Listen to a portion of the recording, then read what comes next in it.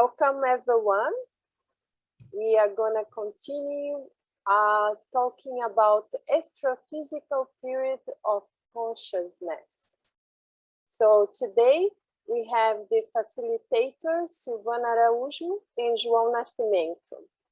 Welcome Silvana and João, and welcome everyone. I want to congratulate everyone that is still reading, even if we miss some page sometimes. So don't get discouraged. Read. Let's go, even if we miss sometimes. I just missed some few pages, but I'm still looking forward to read it and to catch up with the things. And okay, now I'm proceeding to present João. João Nascimento is a volunteer of Conscientiology since 2014. He is a painter practitioner since 2015. He has a master's degree in education, a degree in education. And Jeffrey, can you say he has a degree in education and? Oh, with a major in Portuguese and English languages. That's it, and he's graduated in psychology also. Silvana is a volunteer since 2021, painter practitioner, verbetographer of Conscientiology, bachelor in computer science, postgraduated in information system, worked as a database engineer in IT industry. So welcome, João, Silvana, and now it's up to you. Can everyone see my screen? Yeah.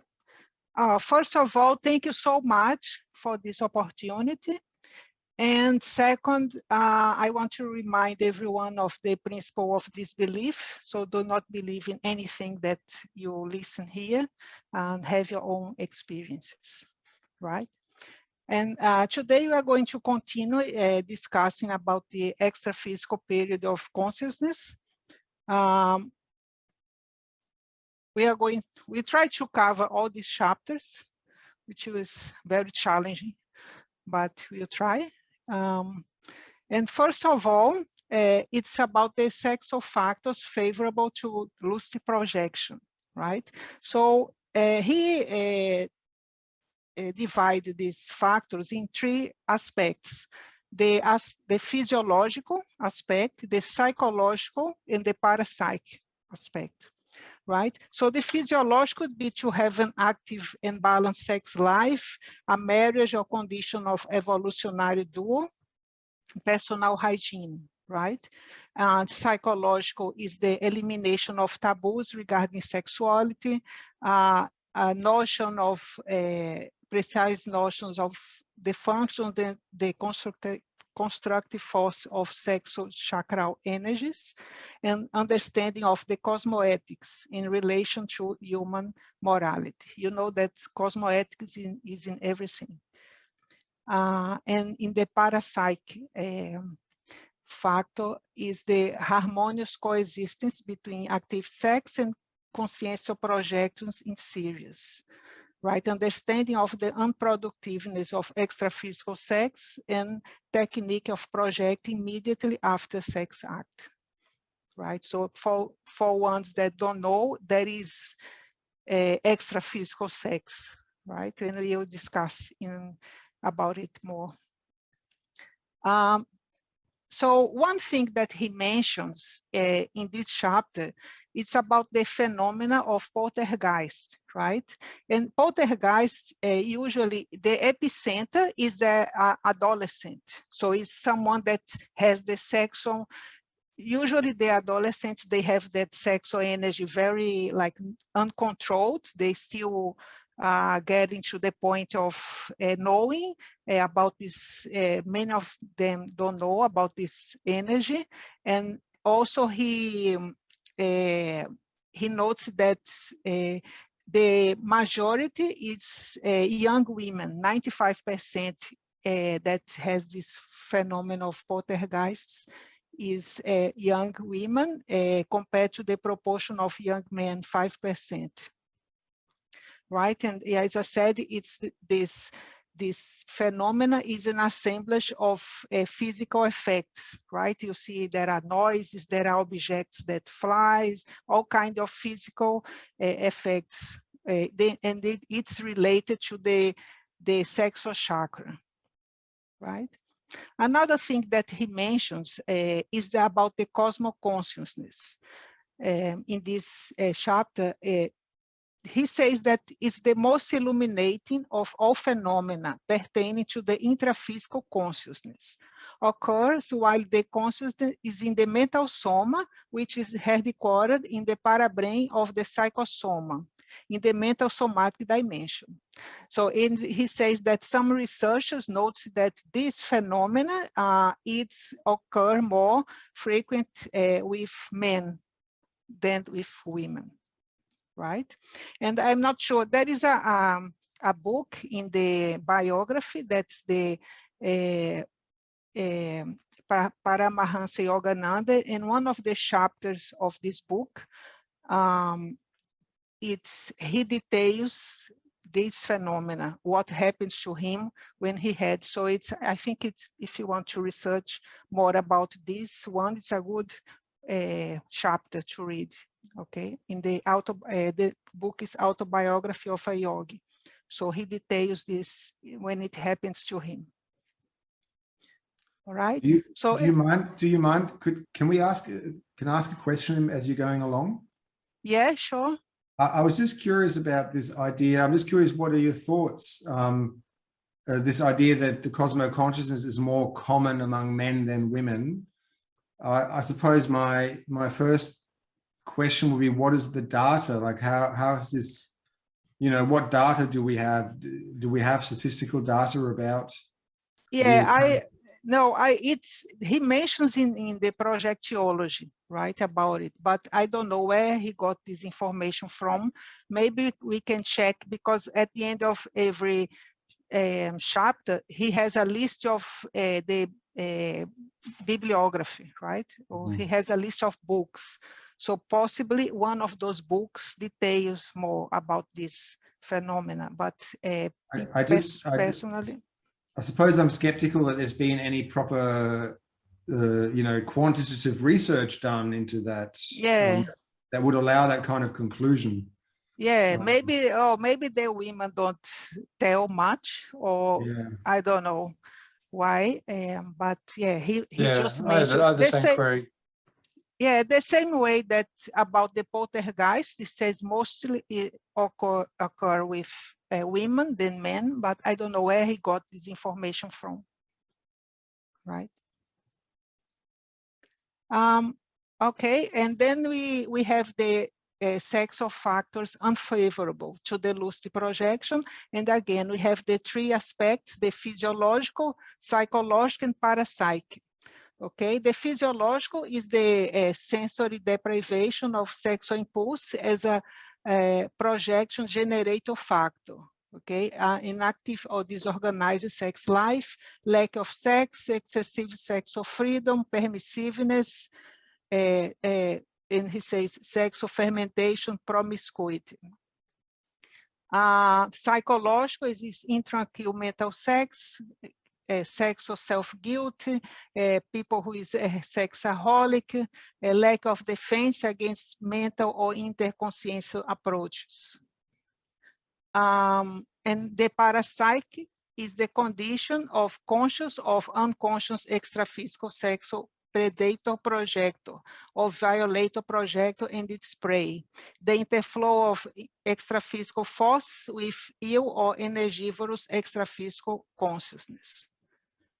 And then he mentions that the sexually deprived person, or those who repress their natural emotions and nurture constant anxieties, ideas, and sentiments of guilt regarding affectionate relationships, whether because of marital infidelity, living sin, maintaining illicit relationships, receiving accusations and criticisms about their sexual conduct, or attempting to sublimate their own healthy psychological impulse, acting in a negative manner in terms of lucid consciential project. So it means that there is not a good practice, okay?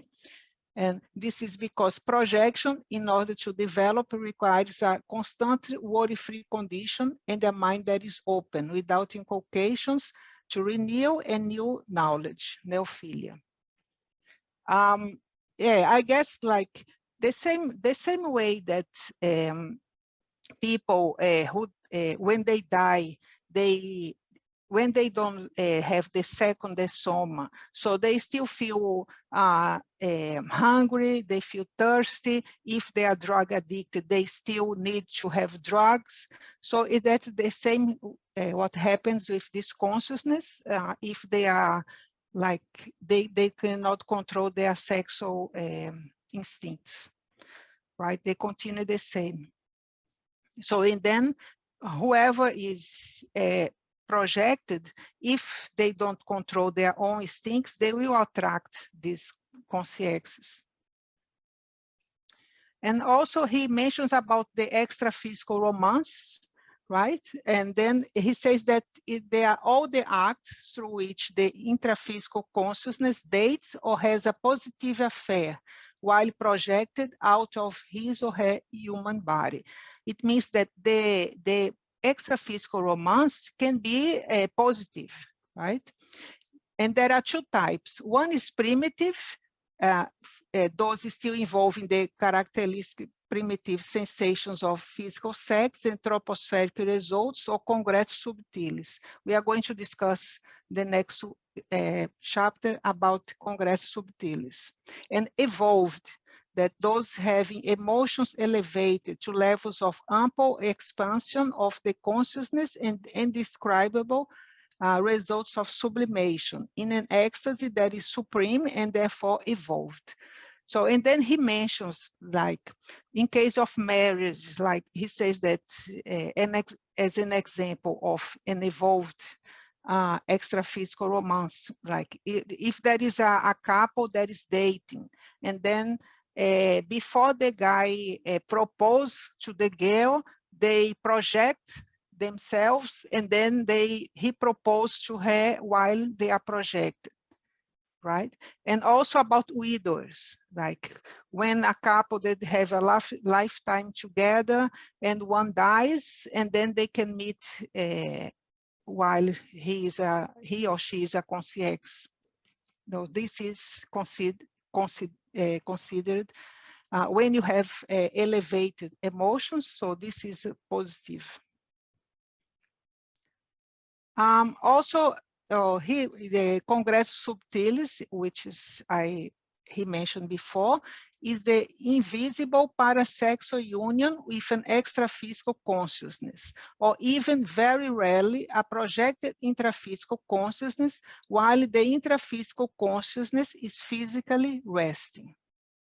Okay, that's these terms, congressus subtilis. And there are many factors that cause, right, this tocenizations, evocations, empathy, monotosenes, sport. He mentions sex as a sport, the favorite human sport, and which above all originates in the mind, between the ears and not between the thighs. Right? And in extra-physicology, the existence of extra-physical consciousness of all types and multimillennial experiences, nurturing all kinds of intentions and sometimes fixed upon a single anti-cosmoetical objective in the paratropospheric dimensions. And also the instincts. And as I said, when he mentioned extra-physicology is like, when people die, if they have the problems, sexual problems, they continue the same. So you have to resolve while you are in the intraphysical world, to not be like this kind of consciousness, right? Okay, and this other topics, it's it's one, I would say, feature of when you are projected, which is the self-luminosity, right? And it's very common that we know this term, extraphysical aura.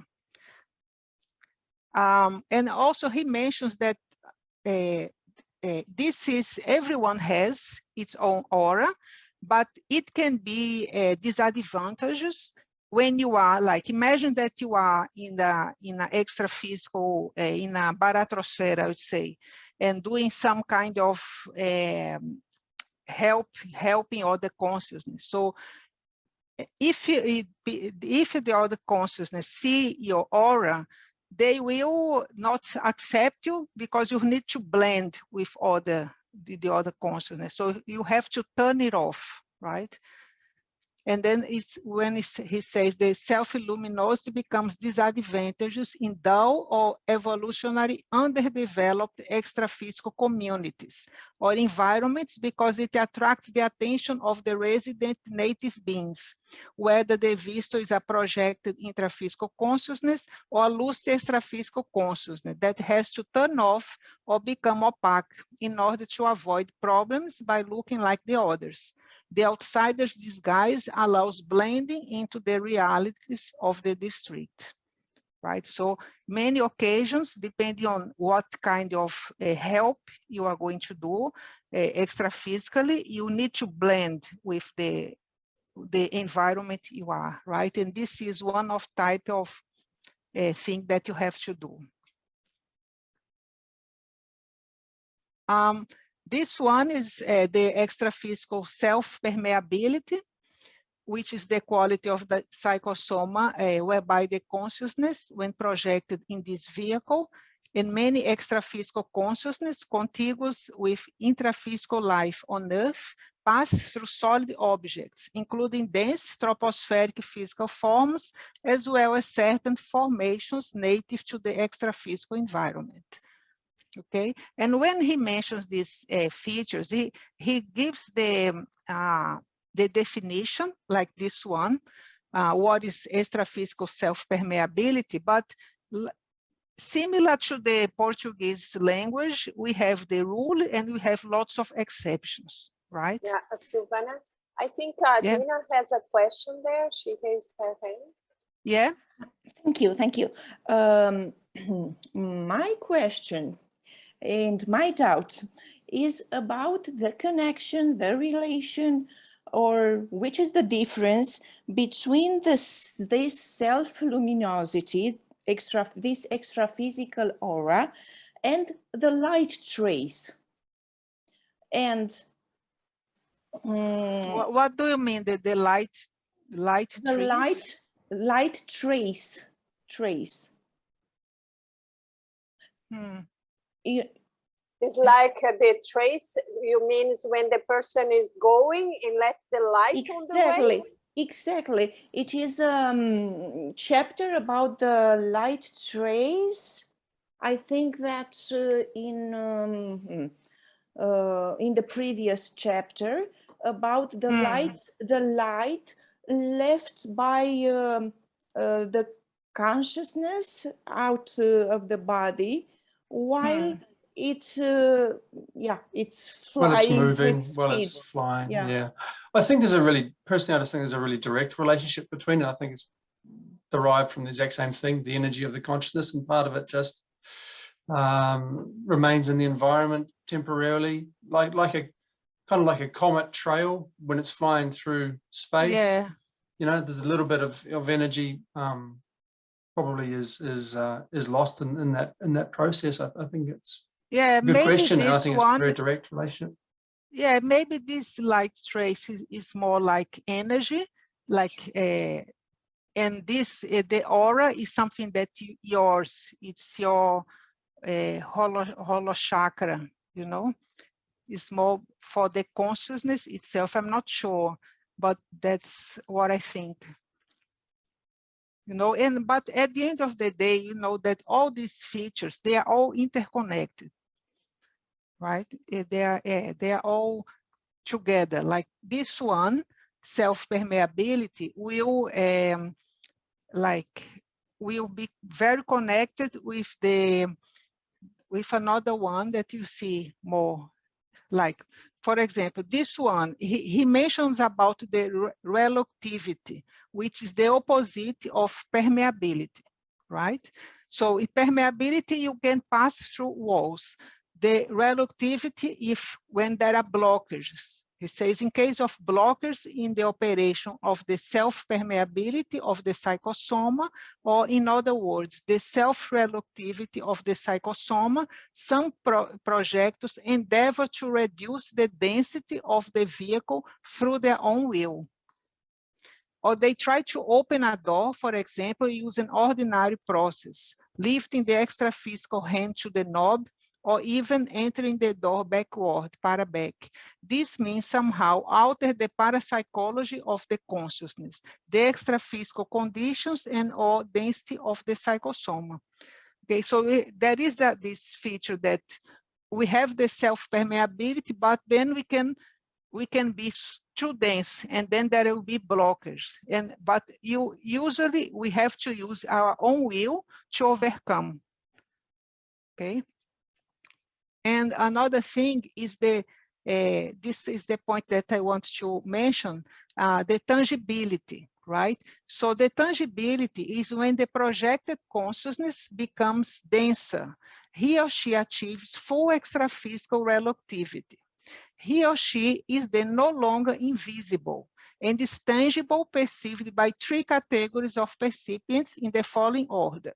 So this one, it's directly related to the extraphysical visibility that you see in the next chapters, right? Because it will become so dense that, so the visibility, you see that we are invisible, but because of the tangibility, other consciousness will be able to see. You know, and then he put this order, the clairvoyants, the subhumans like dog, and other intraphysical consciousness, next by human beings or intraphysical consciousness in general. This produces the phenomena of inter-vivos apparition, physical bilocation, and extraphysical parateleportation. Okay, so then when we have the tangibility, right? Is there any question for this one? It's okay. Can progress. Okay, this one is a funny one. That's extraphysical elasticity, right? But actually, it's very common. And it's the proper, which is the psychosoma of human beings, in this case, presents when submitted to the action of the will. You see, action of the will is very important. We can will and we can do lots of things. Of the intraphysical consciousness projected in this vehicle, of becoming deformed as an instrument of manifestation and later returning to its original, generally humanoid form, right? So this allows the occurrence of a variety of other phenomena, such as the following five. So these other phenomena we will discuss later, right? So you see that we have this feature, but this is also directly related to disorders that you see, which is the extraphysical self-transfiguration in the psychosoma, extraphysical elongation in the psychosoma, extraphysical mimicry, extraphysical clothing, and zoanthropy. So they are all related. And this one is another feature is the extraphysical imponderability, right? I'm not going through all this stuff, but it's saying that in summary that we cannot be weighted like when we are projected, and in average the psychosoma is 1,000 of the average of the human weight, women body weight. Okay, and who is projected in the mental somatic dimension is imponderable, so there is no weight for mental soma. This other extra-physical inaudibility is the quality through which projected intraphysical consciousness and many extraphysical consciousness in the Earth's troposphere cannot be heard by intraphysical beings in the ordinary waking state, whether they are projected in the psychosoma or in the mental soma. So as I said, this is the general rule, right? You are projected, and the intraphysical beings cannot hear you, okay? But then there are the exceptions. When the projected consciousness overcomes its inaudibility, which is habitual on the part of human beings, and is able to produce sounds, he calls reversion, the following two phenomena occur: productive pneumatophony or sonorous projection. So even so, there is an inaudibility, but again, if you want, you can produce this sound. And there is another way that by hearing or clairaudience sensitives are able to receive telepathic messages, which are sometimes sonorous for them. So these people who are sensitives, they can hear, but actually they are receiving the telepathic message, right? The messages are sent by extraphysical consciousness and projected intraphysical consciousness. In this case, extraphysical inaudibility does not need to be overcome on the part of the transmitting agent. It makes sense, right? If someone is able to get your telepathic message, you don't need to overcome and to have those two phenomena, right? Any question? Okay. No, just a curiosity. When they describe, we see that is a body, right? Like our body has limitations, the psychosoma also has its ways of doing, and also the limitation is just yeah, but everything can be like overcome, as it said here, you know. And in what I noticed that it's all about your will. You know, if you want to be heard, if you are projected and you want the intraphysical consciousness to hear you, if you really want it, you can make it, you know. I mean, I think that is debatable, right? I mean, maybe in some sort of ultimate sense over a long time, but I know there's been experiments. I think Robert Monroe and Charles Tart did some experiments. I think Robert Monroe did a few experiments where he was trying to communicate with people very strongly in a very lucid projector, but he was not able to. Okay. I mean, I think it's exceptional to make yourself heard. Surely, I think that's a very exceptional event. Yeah, we could compare, like, you know, in the human body, there is some people that can run really fast, but if that's not common, you know, it's something that you have to train a lot or be an expert in. So it's a body, it has its limitation. It's not like you are free consciousness, right? Yeah, I think so. Okay. And then we have the extraphysical invisibility.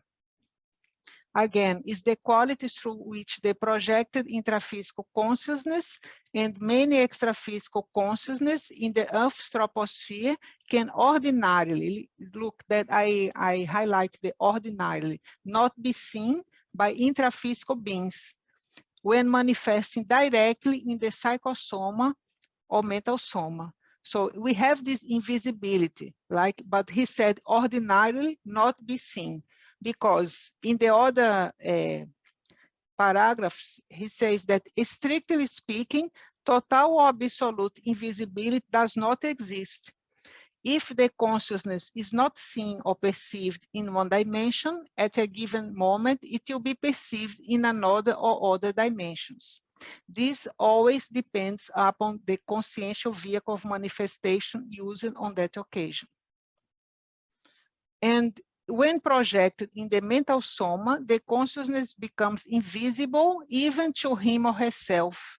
Or in other words, the phenomenon of self-invisibility arises in which the projected projector is neither seen nor sees him or herself, thereby leading him or her to believe that he or she has no vehicle of manifestation and to feel like a mobile point of awareness or merely a vital center of consciential energies. Okay? Okay, we are in the middle of your presentation, so okay. just for you to know. There is time. But you see that are you saying that we have just half for you to know, yeah, you have more, we are in the middle, but we is it the middle of Silvana's or the middle of both of these, Maggie? So is it time to change? Okay, all right. Okay, so then I might jump to let's say I can comment on this one. This is invulnerability, and this picture is a bit misleading because it's showing an intraphysical person being attacked by extraphysical, right? But the invulnerability is the other way around. Is the person, the consciousness that it is projected cannot be attacked by physical beings, okay? It's the other way around, this invulnerability.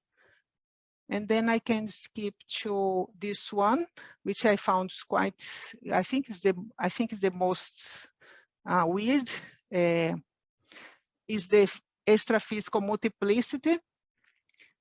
Is the quality to which the projected intraphysical consciousness and many extraphysical consciousness in the Earth's troposphere multiply the form of the psychosoma, the simulacra of which can simultaneously appear in various locations. So it's saying that we have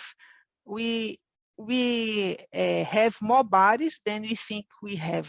Right, and then what he says, try to explain this feature is he puts something that exists in the intraphysical world for us to have an understanding of this multiplicity. And then he mentioned the hologram, for example, that's a copy made by laser of a human body. We have the clone, we have the morphotosines that we think about something, then those thoughts, they create like a copy of something that you are thinking. There is the ectoplasm, the ectoplasm that copy like that extraphysical beings into a physical form. There is the external autoscopy, when you can see your own body. And the clairvoyance, that you can see someone else. Okay, he tried to explain this multiplicity using these examples. Okay, and he mentioned that some researchers say that we have actually there are books that they explain that we have like 7 bodies, and he even says that we can have much more than 7 bodies, right? So I think this is most intriguing feature that I thought for myself that I try to understand. Okay, now I can pass to João. If you don't have any question. I mean, I would have a question. I don't know if we leave it for after or not, but on this multiplicity, because a thought also, Waldo says that consciousness is only ever in one place at a time. So it's only in the psychosoma or the soma or the mental soma. So with the multiplicity, extraphysical multiplicity, is the suggestion that we can be in several places in the same time in multiple psychosomas? Yeah. And Okay. I know a psychic here in Brisbane that he's a healer, and the way he works, he said that you give him only a name and the date of birth, and he even don't need to give any address, can be anywhere in the planet.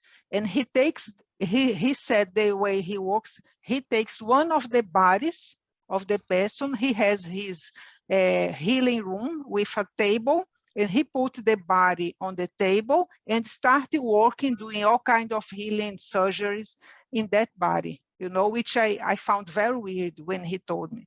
But I know someone like in Brazil that she put her name for him to have some healing. And then she's a sensitive. So she said she felt something was taken from her, you know, she felt something weird. And it was exactly the day that he said he would start working on her, you know. But I find this very intriguing, this concept. Yeah, but I heard the same as Kim, like the consciousness is just in one of the body. It's just move quickly between one and another. But I haven't experienced that. I cannot say, but is that what I also... Yeah. And about just quickly about the same topic, he says that the multiplicity should not be confused with these other three phenomena: bilocation, trilocation, multilocation. Okay. And yeah, but I think this is that even is more intriguing. We need to know more about this multiplicity. Yeah, this bilocation is discussed in chapter 247. He explains a little bit, not much, about this one. Okay, but I think it needs much more research about this topic. And there are, as I said, there are books, other research that explains like many bodies that we have, you know. Okay, then you can pass to, I think you can pass to João. Yes, can you stop sharing, Silvana? Thank you. Yeah, sure. Okay, let me see if I get the sharing right here. Oh, okay. This one. Is it there? Yes. Yeah. Okay. Oh, I don't know. It doesn't on my screen. It doesn't show like it is sharing really. But yeah, it's all good. Okay. So I'm going to start on chapter 314 about lucid volitation technique. Yeah. So the definition is volitation is the most common process of locomotion when projected. So most people who have had the experience of lucid projection most certainly have had this experience of volitation. Yeah. So here's some examples, some types: self-volitation, group or team volitation, assisted, hitchhike. Yeah, extraphysical hitchhike is a volitation as well. Yeah. Some of the movements that the psychosoma can have or perform once having a volitation experience. So circles, zigzag, some exercises, extraphysical dance, swimming, skating. This is skating here is like it's like we're not taking any steps. Yeah, we're like moving towards an object or a point as if sort of floating just above the surface. Yeah, so it's very interesting. Yeah, direction up, down, sideways, stop them in the air, and also landing. Yeah, the effects of that. Yeah, the position, the observation, the energy, the environment. We can experiment or feel the density of the environment. Yeah, the parallax, the gravitation. So it's a very interesting experience.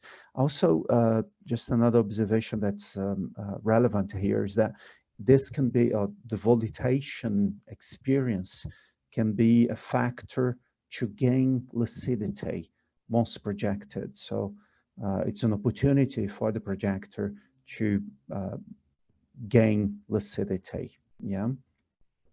I'm not looking at our screen, just at the slides. So let me know if there is any question, okay? And then I'll come back to this screen here of Zoom, okay? The extraphysical energy currents. This is a very interesting topic as well, yeah? The flow of energy existing in the paratropospheric dimension and in extraphysical dimension. So it's like an astral vortex is the current force. Yeah, so it's very interesting topic. Yeah, it's the condition of permanent cosmic connection, verifiable more intensely by the consciousness in the state of cosmoconsciousness. So in the book, in this chapter, he says that we can sense this if we have more of a cosmovision. Yeah, some of the things we may perceive is a wave. Yeah, a reflection of a consciousness makes waves throughout the universe. The thudzin, a drop of water is important in the ocean, meaning doesn't matter how small our participation is, it is there and it's noticeable. Yeah. Also to compare with that, then it's like the participation of a virus, a hair, a single hair, and atom. Yeah.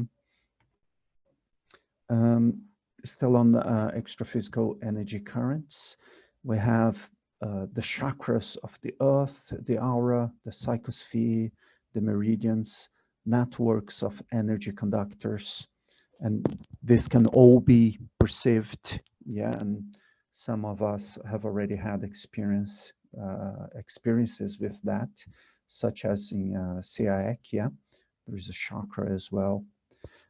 Synonym, the astrophotex, current force, and the condition of oh yeah, I have gone through this one, and the characteristics of field energy, flow of energy, luminosity, and in a projection, all of these things can be verified. But when we are more lucid to the energies and now, we can also verify this in the intraphysical dimension. Yeah. The next chapter is about extraphysical rain. So the definition is torrent of positive energetic resources that sometimes flow in the paratropospheric extraphysical dimension. The causes of that lie in the formation of cysts of pathological morphotoxins that we wait upon the economy of the extraphysical environment as well as the human environment. The hypothesis is generated by as yet inscrutable extraphysical intelligences. And here is a question, yeah? Are these one of the effects of free consciousnesses? Yeah, so he raises this question in the chapter as well to try and understand or speculate the reasons, yeah, as hypothesis of what causes extraphysical rain, or what causes we can see, but how it comes to be, yeah, how it actually happens. Yeah, the effects cleansing, parasepsis, and para-reurbanizations as well. I have had the experience of seeing extraphysical rain a couple of times, and it's really amazing. It's really interesting experiment or phenomena, you can say. Yeah. Extraphysical fire, again, an amazing phenomena that happens in extraphysical dimensions. Yeah, it's the mass of extraphysical flames to purify the environment. I've heard of other people as well who have experienced this. Sometimes cleaning environments, or being able to expand the energies, and the energy as it gets expanded, turned into fire. Yeah. The characteristics: intelligence, luminosity, intensity, also the violence, because of the distraction to that pathological energy that is in the environment, and the parapyrogenesis. Here it should not be confused, because parapyrogenesis occurs in the intraphysical dimension and stems from extraphysical causes. So he makes an observation in the book about not confusing these two things. Yeah, because parapyrogenesis can happen in the intraphysical dimension. Yeah, even though it may have a start in the extraphysical dimension. Yeah. Let me know if you have any questions. Okay, as I said, I can see if you raise your hands or anything. So just let me know, and let me know if I'm going too fast as well. Yeah. Chapter 318. It's about general extraphysical emotions, intense and brief reaction of the projected consciousness, emotionalism, extraphysical euphoria, laughter, solitude, compassion, embarrassment, fear, sexual impulse. These are types of extraphysical emotions that the projector consciousness can experiment. The causes: the power hand pass through intraphysical objects, so this can have as an effect, yeah, of this experiment, we can have an extraphysical emotion, hyperacuity, the expanded awareness, self-transfiguration, attack, and encounter, meet someone who has undergone the soma. So these are some of the causes that can cause, that can make the consciousness have an extraphysical emotion. Yeah. Also here, it's relevant to mention that, again, this can be a factor to bring the consciousness to lucidity, to make the person realize is having a projection, and then make this projection become a lucid projection. Yeah, it's tricky though, because if we have like a strong emotion, then generally we're straight sort of pulled back to the soma, so we come back to the intraphysical dimension. Yeah. Extraphysical euphoria, definition is the state of satisfaction, invulnerability, and optimism with the sensation of perfect well-being, intense happiness beyond words that overwhelms. Yeah. The causes: volitation, mega freedom, peace, immateriality, and somatic. So here, the euphoria, maybe because of the happiness, yeah, of having one of these phenomena, and observing it and realizing what's going on. Yeah. So for someone who finds him or herself volatilizing, yeah, or realizing the freedom from the intraphysical dimension, yeah, may cause that. So the effect can be positive or negative. Yeah, if it is positive, we'll have a benign awakening of chakras, stimulation for extraphysical existential works, and if it is negative, it can cause an extraphysical trauma, physical repercussions, or even drive down the road of excess of mysticism.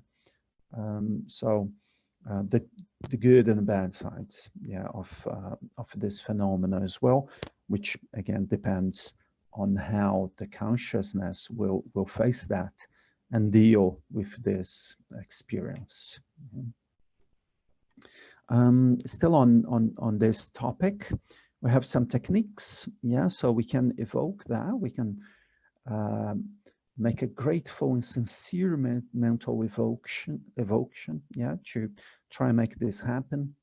The volition, recover of serenity through willpower, target, endeavor to maintain a maximum equilibrium at the consciential target, self-maturity, think about ceasing to be an animal, a child, or immature being, and routinization. So the definite control comes from making lucid projection part of one's routine.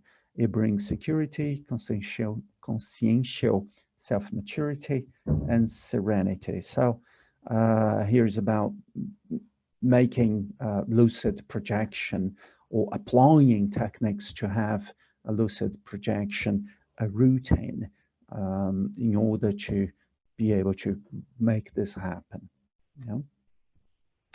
On chapter 320, we have extraphysical forms of the projected projector. So the definition is the outline, physiognomy, the visual appearance when manifesting outside the human body.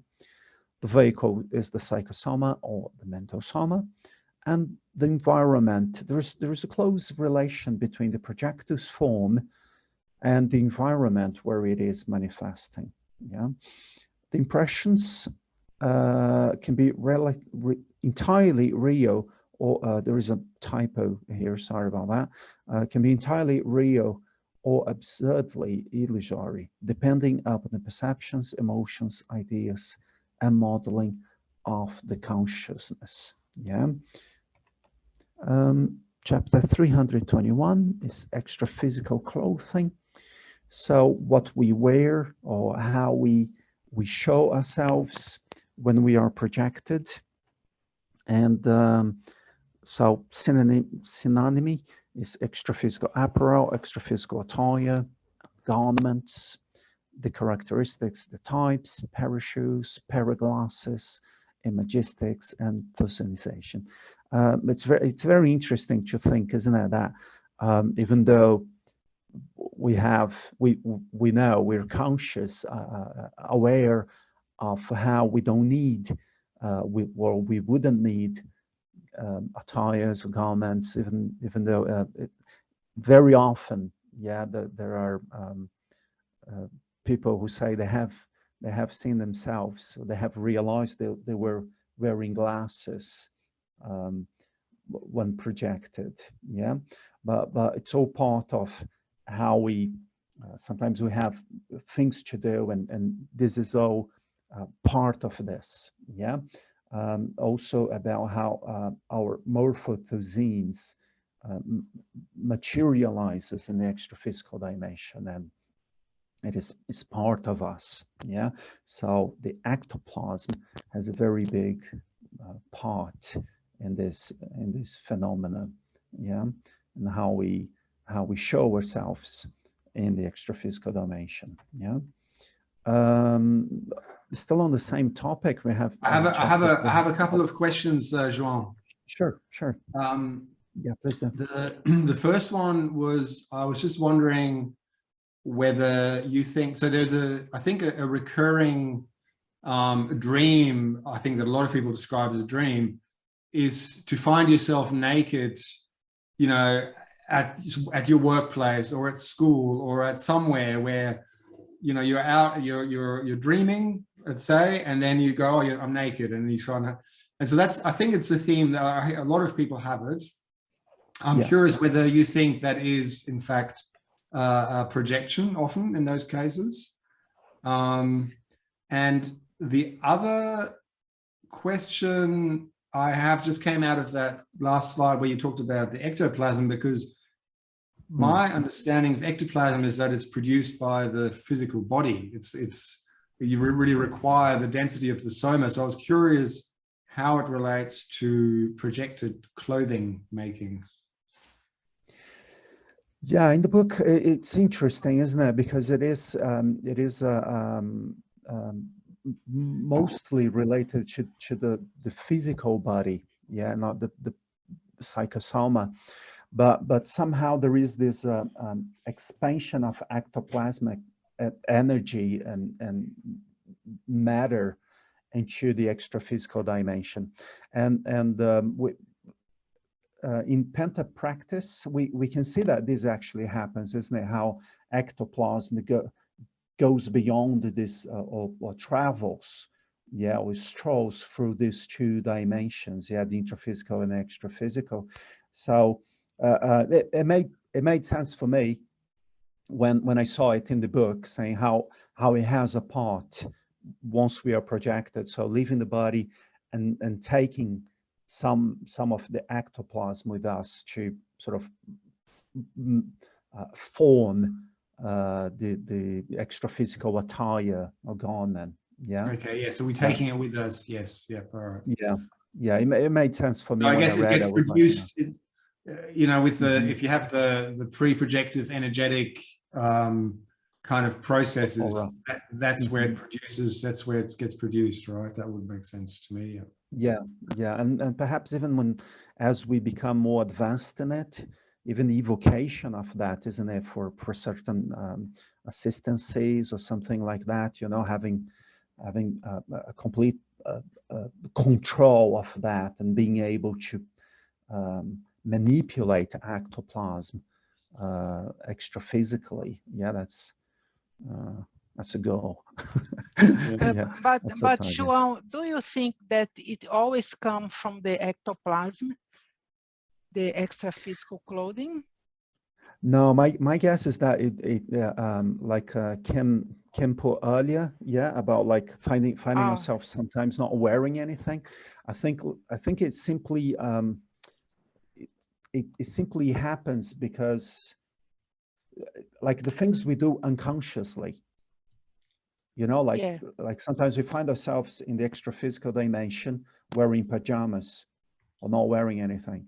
Or, you know, or you find yourself in the office wearing flip-flops, and then you realize that you're like, well, I shouldn't be wearing this, you know, and then there is that uncomfortable moment, yeah. But my guess or my understanding of this is that it happens spontaneously, because sometimes we are in that state of sleepwalking, where we're not paying attention to the things we're doing, really. Yeah, and the consciexes, yeah, and there are, when you see a consciex dressed in some way, so they don't have ectoplasm, right? So it might be like their own will that makes that clothing. They want to show somehow, yeah. Yeah, then it would be something else, isn't it? But what level of ectoplasmic matter would there be for them to be able to not materialize, but make this form in the extra-physical world, even though they are a consciexis and in the state of a consciexis, and we know that they don't have that much ectoplasm, but do they have some? A question, I don't know. Do they have some? At least a bit? I think it comes only from the physical body, but I'm not sure. Yeah. I don't know, because as we have interactions with consciexis in so many different levels, I wonder if they're able to get some of that and sometimes manipulate some of that ectoplasm. Yeah. So we we have our time, but we are going to give you a little bit more time just to, okay, thank you. To Silvana. Okay. Yeah, yeah. So on this, on the other question that Kim asked as well, yeah, there is the situation of inappropriateness, and that can be a trigger as well to gain, to make it a lucid projection, yeah, to change the level from a lucid dream perhaps, or a non-lucid projection to become a lucid projection, yeah. The habits, discretion, social, lab coats, surgery, sports. In this part here, the idea is to show that we always wear well, there are adequate things for spaces that we go to. So if it is a work environment, we're going to dress up in a certain manner. If it is a more relaxed environment, you know, a Bobby, yeah, at the weekend with friends and all, we're going to dress in a different way, sports and surgery and so on. So the uniform of the projected projector can be noticed. It can be what's the word? You can see that in different moments of the projection or in different projections. Yeah, so it's very interesting as well to think of a uniform. I remember one of the lectures or tutorials, Waldo said, he talked about pajamas. Yeah, and he was at a certain point he was known as the guy in pajamas as well. So it was sort of his uniform for some time. Yeah. Extra-physical self-transfiguration. This is another very intriguing topic. I'm sure many people have had this experience as well of how the psychosoma changes, yeah, and gains different forms, sizes, yeah, extraterrestrial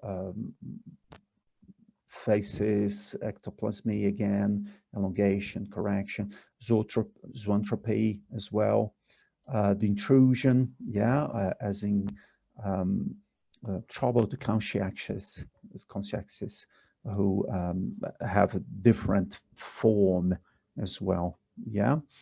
Related to this, yeah, this is the last one, yeah, 324, zoantropy. It also has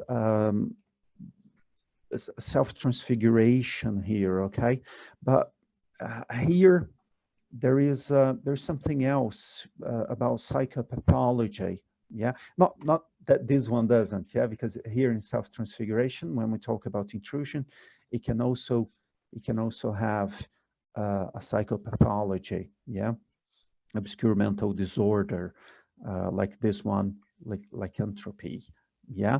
And there is this case that is the king in Babylonia, 7 years thinking he was an animal. This was the reference here is the Bible, yeah. And parapsychology, hypnosis, autosuggestion, external processes that can drive someone to think he or she is an animal, you know, changes the behavior into that, yeah. Facts, there have been experiences or facts of self-transfiguration, bilocation and repercussions of that kind. And the possibility, there is irrefutable parapsychic possibility of seeing a human consciousness gaining a form, yeah, so self-transfiguration, yeah, into an animal form, yeah. Well, that's it, yeah. These are all the slides I had, yeah. I think I can Interrupt. Thank you, João. We will come back, but I think we can go to the break rooms and have our discussion, and then we come back for the big discussions. Is that okay for everyone? Yes. So yeah, now it's open to discussion. Again, in the group, if you want to share any of the talks and any interesting things that you want to share with the group, or even if you want to still talk about what João and Silvana brought, and we can discuss. Yeah, I think Miki had a very interesting experience. Maybe she can share with everyone. Yes, about the mare, the horse, yes. Yes. A few years ago, in a shamanism class, I managed to enter in the body of a horse, of a mare. It was somewhere in the woods. This horse was around me in intraphysical dimension. And I was in a meditation. And after a while, I entered in the body of this horse. And I start sensing that I had 4 legs. I was eating grass. I sensed the skin of the horse. It was amazing. And also I had a rope around my neck. This horse also had a rope around my neck. I was sensing this rope. And after a while, since this exercise was having place in some woods, I start sensing that a bear was coming to me. And in the moment I was sensing the bear, I start to have, of course, I was very afraid. And I don't know what to do in this case as a mare, as a horse. And because I was tied and I cannot run away from the bear. And in these moments, I start to think as a human, I think, what should I do in these cases? And I remember that when I'm in trouble, my friends always are here with me to help me. And I start to think about getting some help from my friends. And in this moment, I start being in the body of this mare. I start hearing the barking of a lot of dogs. It was a lot of dogs who were barking. And after that, suddenly I wake up, I came in my body, in my human body. And what was amazing that also when I was in my body, around me, all the dogs from the village were also barking. It was amazing for me. It was an experience I will never forget. It was, wow. Yeah. So I will think to more. let you know, because it seems crazy when you talk about it, but I had an astrophysical experience where I was in a spider body and was really uncomfortable for me, but was really interesting. So these would be possession, kind of like you're possessing, yeah? You're like channeling, as it were, the horse or the spider. Do you think, Magali, were you possessing a spider? In my case, I think was because in the end the helper talked to me. He was present and mentally talking to me. He didn't say much, but I understood that was an education experience to feel how I was in the spider body, and that was uncomfortable for me because I'm used to be in a human body. But the thing is, like, what I understood, things are uncomfortable for a while, but then they go away. We adapt. So, and it's difficult to understand, but I understand that we passed to several experiences, and we have this thing called adapter in those states, and also was a lesson for me to see things in a different perspective. You know, was a kind of good experience, I think, but was an education, was not a possession one, was like was an experience. Look how it is to be in this body.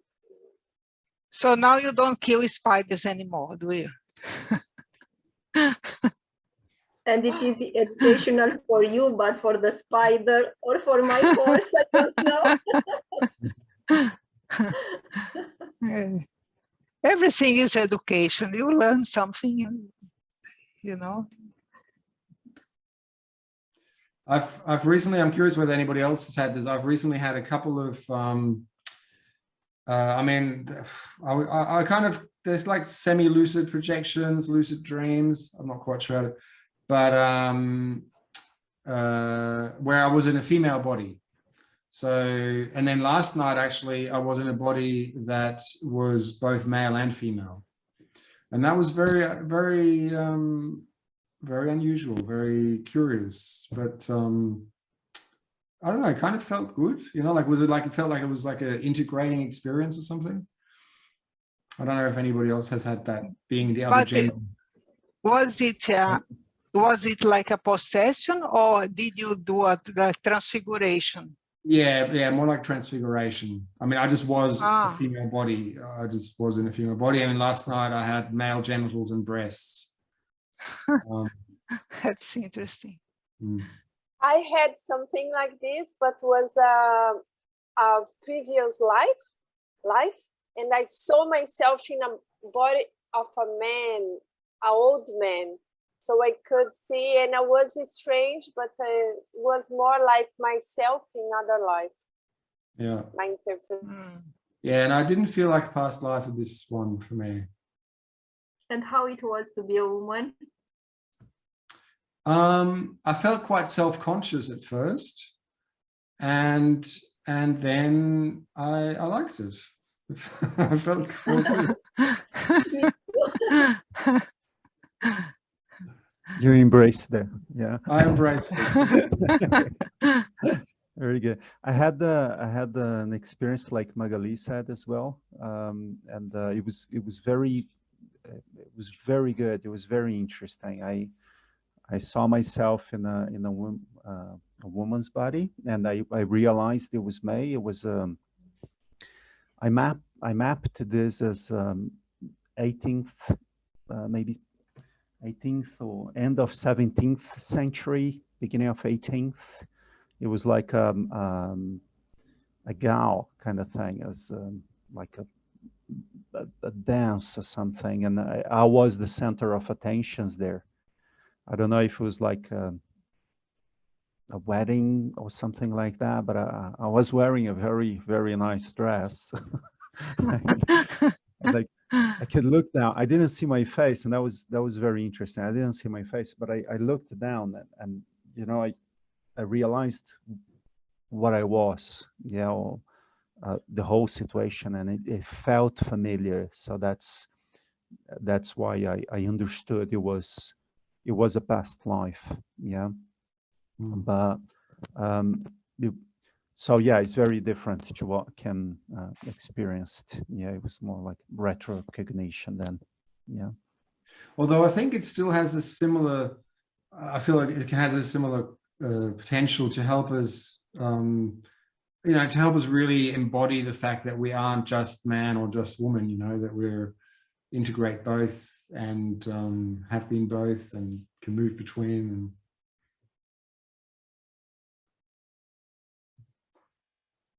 yeah, maybe we're preparing for the next life as a woman.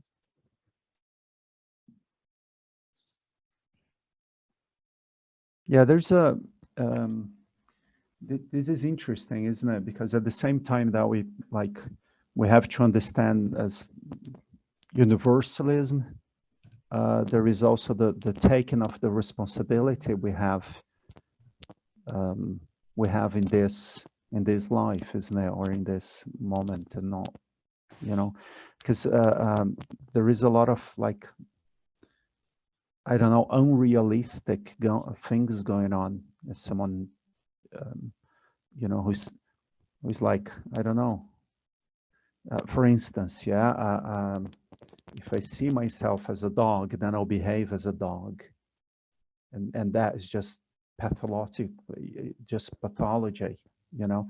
So I've seen that sometimes people use the arguments of, now we citizens of the universe, we cosmic dust, you know, we go from spider to whatever, so we have to behave as whatever. And I see a lot of mental confusion in this.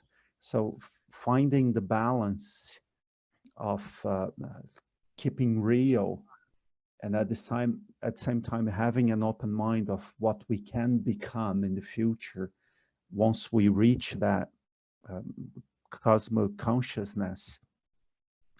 You know, there is a big step between one thing and the other, and I see a lot of mental confusion these days. And as people have more access to information, I see people using this information just to cause more mental confusion. So I think it's concerning.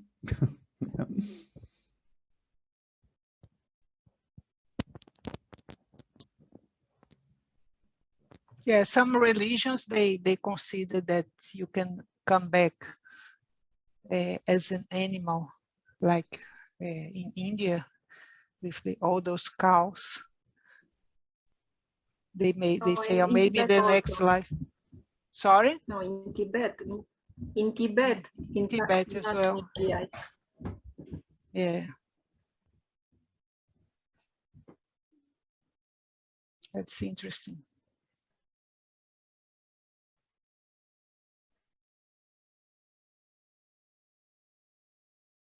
Any other questions or comments before we wrap it up? Is there an option to share a picture in a chat? I don't know. I think you can share your screen. Can you attach them? Yeah, oh, because you can attach things in the chat. Yep. I tried to put it and it doesn't. Okay, I'll just share for a second, because when we were speaking about possible, like, couple projections of psychosoma, so I found a picture in a book where we show it. You can share. Yeah, can you see? Mm-hmm. Yeah, so like in Qigong Masters, we are trained to do multiple projections, like 3 projections, and then a couple more to do more assistance at the same time. As you spoke. This is the multiplicity, would be the multiplicity, is it? Yeah. Oh, okay. Okay. I still didn't understand that multiplicity, Yeah. but I will look in the book again.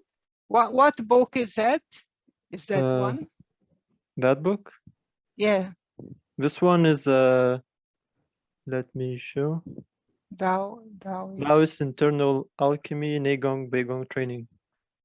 It's written by international Qigong master who teaches, based on his book, they teach traditional Chinese medicine in all universities. Can you share again the other picture? Yeah.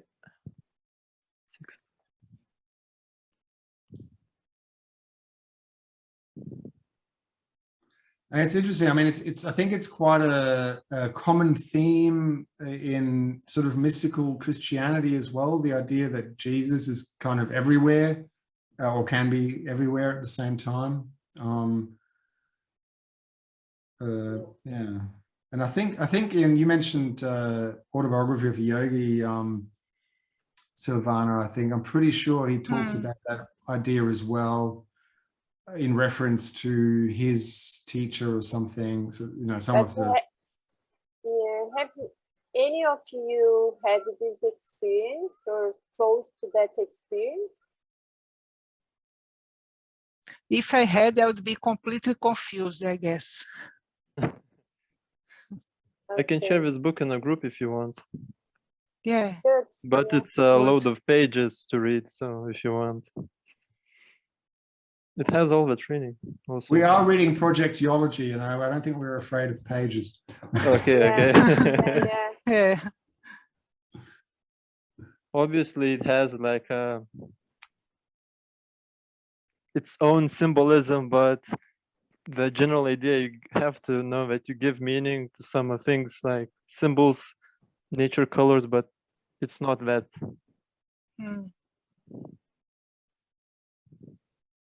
Yeah. Thank you for sharing it.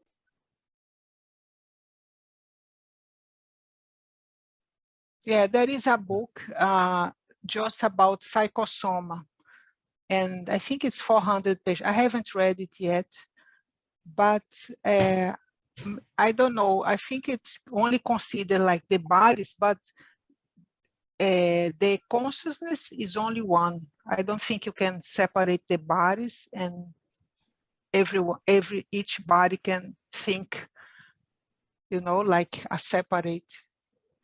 So yeah, it's one consciousness, but controls many energy bodies. Yeah, I think that's would be the and the more body, reasonable. The consciousness might well be multitasking at the same time, right, through different bodies. I mean, this is kind of, I think this is at the similar level as trying to understand the mental soma. It's a very hard thing to understand, I think. But it is actually time for us to wrap things up for tonight. So the first thing is, has anybody, just curious, has anybody here been following the techniques every month? No, to be honest. Not so much. No. No. Well, I think this month is, I mean, I haven't been consistent, but occasionally, depending on, you know, some techniques resonate, right, and others don't resonate. For me, this one resonates very well because so this is chapter 224, lucid projection through dream technique. And I'm not going to, it's about 2 pages, which 2.5 pages or so, I think, or almost 3. So I won't go through it now, but I think it's, you know, one of the ways to really benefit, and I think it's good for us to remember, we're reading Projectiology because we are interested in out-of-body experience, and really we want the experiences, right? This is a key thing. We really want to, for ourselves, to not just talk about it, but have as many experiences as we can. So then it brings a whole nother quality to our discussion and so on. And so one of the key ways to do that is to really attach value to that key time when we are likely to have projections, which is at night when we're asleep. And so, you know, Waldo makes some good suggestions there about the aspects that will help us use this technique, which are giving value to our ordinary dreams, trying to remembering dreams. And for me, it's really important, really helps me, is to write them down. So as I wake up, first thing, write them down. If I do that, I get a lot more detail. If I don't do that, it's like, oh yeah, I remember that. And then I've forgotten, half an hour later, I've forgotten. You know, approaching those, remembering that they're valuable, that we can get messages in our sleep, we can get insight about ourselves and about our own subconscious and even about life around us and our relationships. So it's a really valuable time. So I guess I would encourage us all for this month to every night to remind ourselves of this and to approach our sleep with intention. And the intention is to remember our dreams. And then the next step, as the technique is to, when you realize you're dreaming, to turn that into a projection, right? So in the dream to go, oh, I'm dreaming. And he provides some indication on how best to create that, right? So how to create a dream that helps us do that. And that basically involves going to sleep with ideas around motion, movement, you know, floating, flying, surfing, swimming, diving, anything like that. That will help us, and we can take that into our dream and then into the projection. So yes, so take the time. It'll take you 10 minutes to read chapter 224. and you know, set something up next to your bed where you can take some notes, and to prompt yourself to do it at night. That is that would be. I think that will take our. What's the name of the technique? It is lucid projection through dream technique. Okay. So from the dream, changing the dream into a lucid projection. And then our next meeting is on July the 16th. I'm hopefully be in Germany then, which will be very nice. And we have Chris Arakaki and Roberto Almeida, who will be presenting section 11, relationships of the projected consciousness. So I don't know Roberto, I've known Chris for a long time, very experienced Conscientiology researcher and instructor. So I'm sure it'll be a really good session. So yeah, I don't know if anybody else, if maybe Silvana and João, if you wanted to have anything to say before we go, or. Oh, I just thank everyone for the this experience of sharing our experiences and discussing. Yeah, I really enjoyed taking part. I remember when we discussed this, like these possibilities of activities, like in the last international week that was in CEAC, yeah, the last one that actually happened with us there. You know, of book clubs is really good to see things happening. You know, unfortunately, this is the first one I was able to take part. You know, be working on Saturdays and doing things and studying a lot and all, and it's just been I've been really busy, but you know, I want to take part in the next ones, hopefully. Yeah, it's great, really cool. Well, thanks for your presentation, both of you, and the slides were awesome. I really liked the work that you put in those slides. It's a really nice artwork and so on. Great. Yeah. So if there's nothing else, everyone. Thank you very much. Okay, thanks. Thank Good you. to see you. See you next time. Thank See you. you. Thanks. Bye. Bye. Thank you. Bye. Bye. Bye. Bye, guys.